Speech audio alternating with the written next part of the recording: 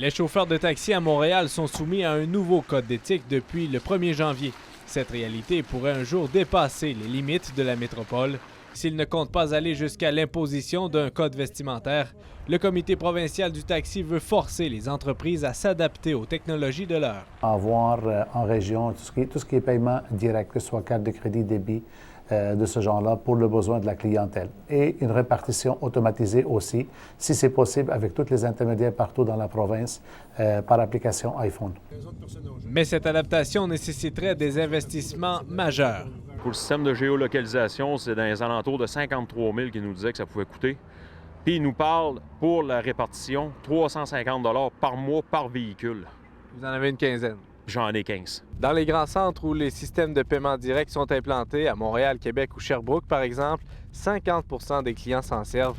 L'autre moitié paie encore par argent comptant.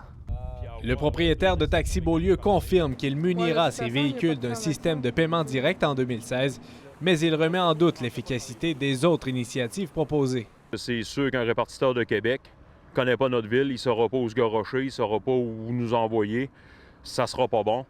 Le CPCDIT demande au gouvernement d'adopter une loi qui obligerait les compagnies à appliquer ce code. Sans voir de projet de loi ou sans voir les documents, ce serait un peu hasardeux de répondre à cette question-là. Mais il y a là un enjeu sur lequel le gouvernement doit se pencher. On est déjà égorgé par tout ce que ça nous coûte pour maintenir nos véhicules dans le chemin. S'il faut qu'on nous impose encore une charge, moi, c'est pas compliqué. Avec cette loi-là, si elle passe, je suis obligé de fermer.